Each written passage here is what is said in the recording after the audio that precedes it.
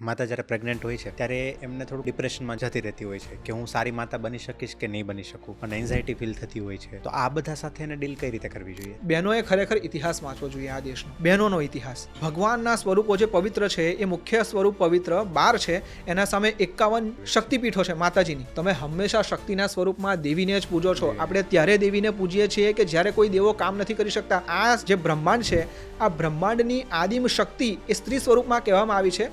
આ આદિમ શક્તિએ 3 શક્તિઓને નિર્માણ કરી, બ્રહ્મા, વિષ્ણુ અને મહેશ, અને આ ત્રણેયને ફરી 3 શક્તિઓ આપી, જેને આપણે કહીએ મહાસરસ્વતી, મહાલક્ષ્મી અને મહાકાળી. આ 3 શક્તિઓ છે એમની. માતા, જેને આપણે દુર્ગા કહીએ છીએ, મહિષાસુર મર્દિની કહીએ છીએ, એ ક્યારે આવે છે ખબર છે? બધા દેવો મહિષાસુરથી ત્રાસી જાય અને કોઈ દેવની એ તાકાત નથી કે આ મહિષાસુરને મારી શકે. એ સમયે બ્રહ્મા, વિષ્ણુ, મહેશ બધા દેવોની શક્તિ ભેગી થઈને જે શક્તિનું નિર્માણ થાય એ છે દુર્ગા, એ છે મહિષાસુર મર્દિની. આવતીકાલે મહારાણા પ્રતાપ કે શિવાજીને જન્મ આપવો હોય તો એ તમારા કે મારા હાથમાં નથી, પણ 100% એ સ્ત્રીઓના હાથમાં છે. આજે પણ તમે ગર્ભધારણ નથી કરી શકતા, આજે પણ એમના જેવું સંસ્કારનું સિંચન તમે નથી કરી શકતા, અને તમને જો એન્ઝાયટી હશે તો કઈ રીતે ચાલશે?